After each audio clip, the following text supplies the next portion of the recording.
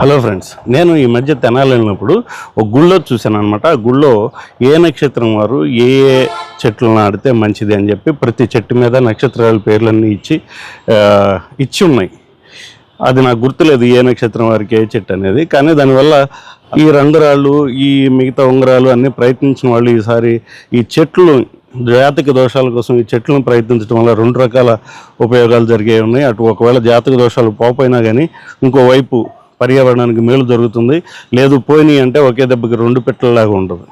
కాబట్టి ఈ జాతకాలు చెప్పేవాళ్ళు, వాస్తులు చెప్పేవాళ్ళు కూడా ఒకసారి ఆలోచించి ఏ నక్షత్రం వారికి ఏ చెట్లు రికమెండ్ చేయటం వల్ల అటు పర్యావరణానికి కూడా మేలు జరుగుతుంది, ఇటు జనాలకి మేలు జరుగుతుంది. వాస్తుకు కూడా ఏ మూలను ఏ చెట్టు ఉండటం వల్ల మంచిదో చెప్పడం వల్ల కూడా మంచి జరుగుతుందని నా అభిప్రాయం.